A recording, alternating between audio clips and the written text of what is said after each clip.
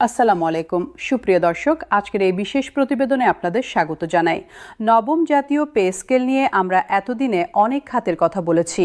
আজকের প্রতিবেদনে আমরা কথা বলবো এমন একটি খাত নিয়ে যারা প্রতিদিন আমাদের নিরাপত্তা নিশ্চিত করছেন, আইন শৃঙ্খলা রক্ষাকারী বাহিনী।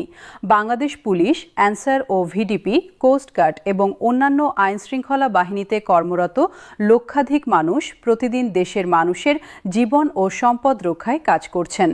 এই মানুষগুলোর পেশাগত বাস্তবতা অন্য সরকারি কর্মচারীদের চেয়ে একেবারে আলাদা। তারা কোনো বিশেষ চ্যালেঞ্জের মুখোমুখি। নবম পে স্কেল তাদের জীবনে কী পরিবর্তন আনবে? আজকের প্রতিবেদনে এই প্রশ্নগুলোর উত্তর খুঁজব। বাংলাদেশ পুলিশে কনস্টেবল থেকে শুরু করে উচ্চপদস্থ কর্মকর্তা পর্যন্ত বিশাল একটি বাহিনী কাজ করছে, কিন্তু সংখ্যায় সবচেয়ে বেশি এবং কাজের চাপেও সবচেয়ে বেশি হলেন কনস্টেবল ও ন্যায় পর্যায়ের সদস্যরা। এই মানুষেরা প্রতিদিন রাস্তায় যানজট নিয়ন্ত্রণ করেন, চেকপোস্টে ডিউটি করেন, টহল দেন, অপরাধ দমনে কাজ করেন। পুলিশ কনস্টেবলদের কাজের বৈশিষ্ট্য অন্য চিকিৎসা ভাতা বৃদ্ধি পাওয়ায় ডিউটিতে আহত হলে চিকিৎসার খরচ মেটানো সহজ হবে। অ্যানসার ও ভিডিপি বাহিনীর কথা আলাদাভাবে বলার মতো। এই বাহিনীর সদস্যরা সারা দেশে বিভিন্ন গুরুত্বপূর্ণ স্থাপনা ও প্রতিষ্ঠানের নিরাপত্তায় কাজ করেন। ব্যাংক, সরকারি অফিস, বিভিন্ন প্রতিষ্ঠানে তারা নিরাপত্তা প্রদান করেন, কিন্তু তাদের বেতন অনেক কম এবং সুযোগ সুবিধাও সীমিত। অ্যানসার সদস্যরা নির্বাচনে দায়িত্ব পালন করেন, প্রাকৃতিক দুর্যোগে সহায়তা করেন এবং বিভিন্ন জাতীয় কার্যক্রমে অংশ নেন। এই বহুমুখী ভূমিকা পালনের জন্য তারা যে বেতন পান তা তাদের কাজের গুরুত্বের তুলনায় অপ্রতুল।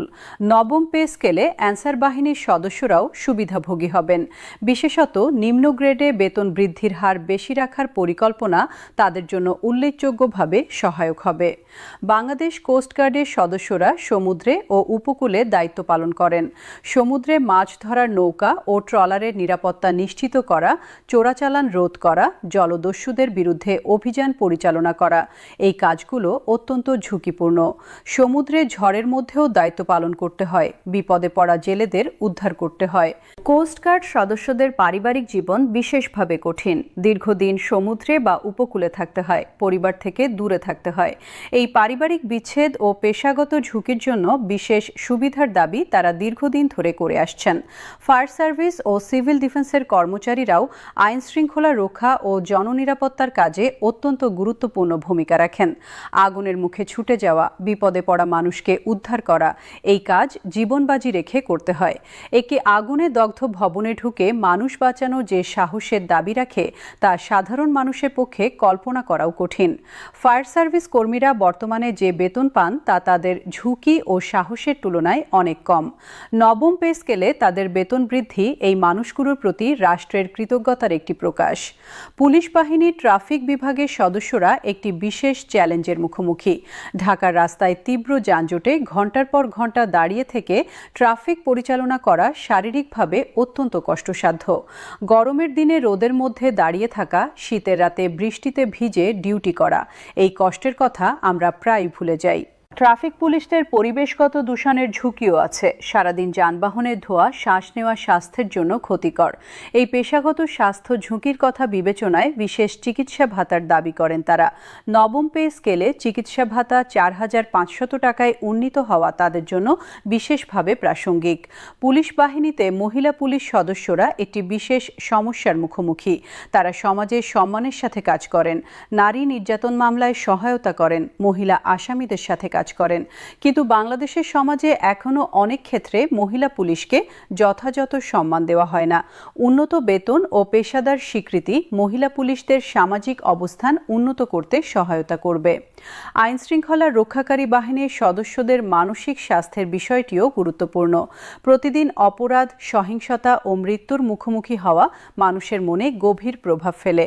অনেক পুলিশ সদস্য পোস্ট ট্রমাটিক স্ট্রেস ডিসঅর্ডারে ভোগেন, কিন্তু সেবা নেওয়ার সুযোগ পান না।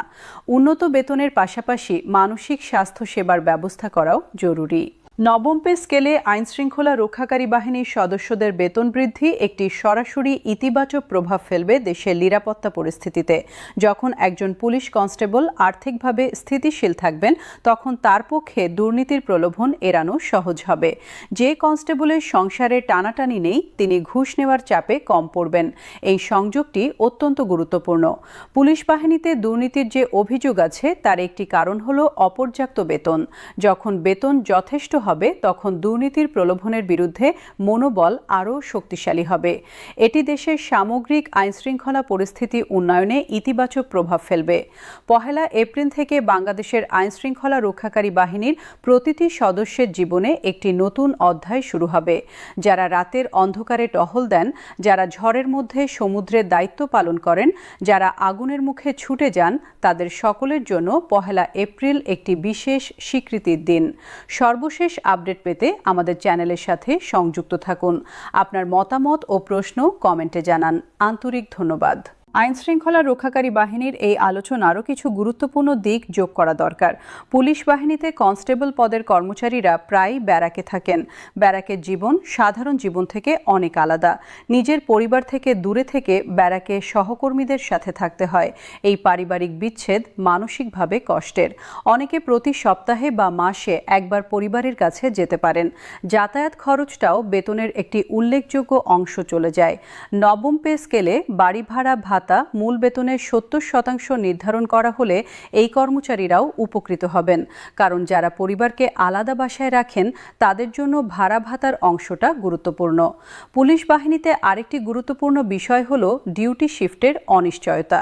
সরকারি অনেক পেশায় নির্দিষ্ট সময়সূচি মেনে কাজ করা যায়, কিন্তু পুলিশের ক্ষেত্রে তা সবসময় সম্ভব নয়।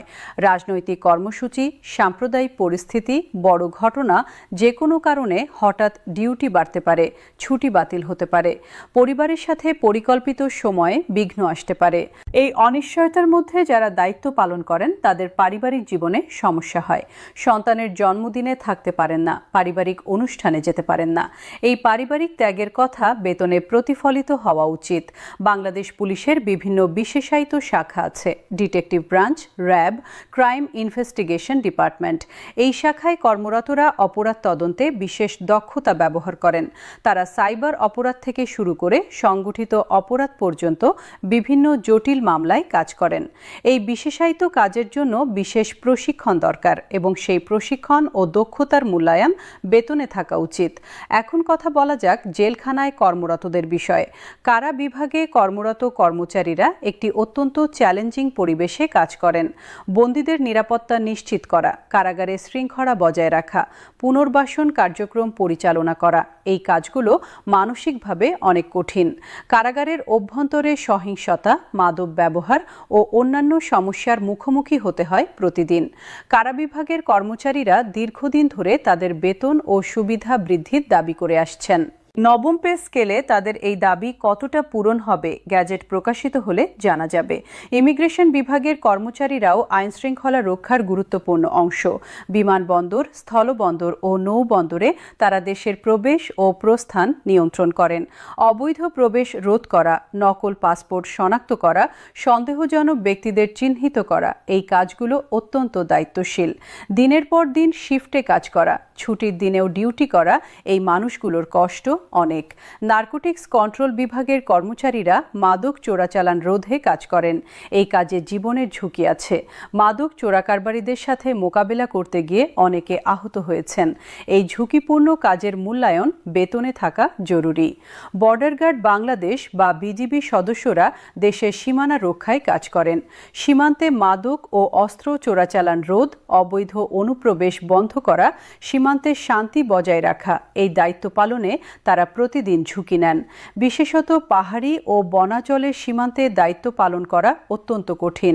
এই বিশাল আইনশৃঙ্খলা রক্ষাকারী বাহিনীর প্রতিটি সদস্যের জন্য নবম পে স্কেল একটি সুখবর। তারা প্রতিদিন যে নিবেদন ও সাহস নিয়ে কাজ করেন তার যথাযথ মূল্যায়ন হওয়া উচিত। রাষ্ট্র যখন এই মূল্যায়ন করে তখন বাহিনীর সদস্যদের মনোবল বাড়ে এবং তারা আরও ভালোভাবে দায়িত্ব পালন করতে পারেন। আইনশৃঙ্খলা রক্ষাকারী বাহিনীর সদস্যদের জন্য একটি বিশেষ উল্লেখের বিষয় হল তাদের পারিবারিক জীবনে রাষ্ট্রের দায়িত্ব। যখন একজন পুলিশ সদস্য ডিউটিতে শহীদ হন বা গুরুতর আহত হন তখন তার পরিবারের ভবিষ্যৎ কী হয়? নবম পে স্কেলে উন্নত বেতন মানে উন্নত পেনশন ও গ্র্যাচুইটি, যা পরিবারের জন্য একটি আর্থিক সুরক্ষা। এই সুরক্ষা জেনেই তারা আরও নির্ভয়ে দায়িত্ব পালন করতে পারবেন। 1 এপ্রিলের সেই দিনটি আসছে। বাংলাদেশের আইনশৃঙ্খলা রক্ষাকারী বাহিনীর প্রতিটি সদস্য, কনস্টেবল থেকে শুরু করে উচ্চ পদস্থ কর্মকর্তা পর্যন্ত সবাই নতুন বেতনের সুফল পাবেন। সেই দিনটি তাদের জন্য একটি নতুন সূচনা। সর্বশেষ আপডেট পেতে আমাদের চ্যানেলের সাথে সংযুক্ত থাকুন। আপনার মতামত ও প্রশ্ন কমেন্টে জানান। আন্তরিক ধন্যবাদ। আইনশৃঙ্খলা রক্ষার আলোচনায় একটি সামাজিক দিকও আছে যা প্রায় উপেক্ষিত হয়। পুলিশ ও অন্যান্য নিরাপত্তা বাহিনীর সদস্যদের সন্তানরা কিভাবে বড় হন? বাবা বা মা রাতে বাড়ি ফেরেন না, ছুটিতে থাকেন না, গুরুত্বপূর্ণ পারিবারিক মুহূর্তে অনুপস্থিত থাকেন। এই পরিবারগুলোর সন্তানরা একটি বিশেষ ধরনের কষ্টের মধ্যে বড় হন। এই সন্তানদের জন্য রাষ্ট্রের একটি বিশেষ দায়িত্ব আছে। তাদের শিক্ষায় ভর্তুকি, স্বাস্থ্যসেবায় অগ্রাধিকার এবং অন্যান্য সুবিধার কথা ভাবা উচিত। নবম পে স্কেলে উন্নত বেতন মানে পরিবার এখন আরও ভালোভাবে সন্তানের শিক্ষা ও স্বাস্থ্যে বিনিয়োগ করতে পারবে। পুলিশের সামাজিক ভাবমূর্তির বিষয়টিও উল্লেখ করার মতো। বাংলাদেশে পুলিশ বাহিনীর বিরুদ্ধে দুর্নীতির অভিযোগ সামাজিকভাবে একটি পরিচিত সমস্যা। এই অভিযোগের কারণ বিশ্লেষণ করলে দেখা যায় অনেক ক্ষেত্রে অপর্যাপ্ত বেতন একটি কারণ হিসেবে কাজ করে। একজন কনস্টেবল যার মাসিক বেতনে সংসার চলে না, তার পক্ষে সব পরিস্থিতিতে নৈতিক অবস্থান ধরে রাখা কঠিন হয়ে পড়ে। নবম পে স্কেলে বেতন বৃদ্ধি এই সমস্যার একটি কাঠামোগত সমাধান দেবে। যখন একজন পুলিশ সদস্যের বৈধ বেতনে সংসার চলবে তখন অবৈধ পথে যাওয়ার প্রলোভন কমবে। এটি ধীরে ধীরে পুলিশের ভাবমূর্তি উন্নয়নে সহায়তা করবে।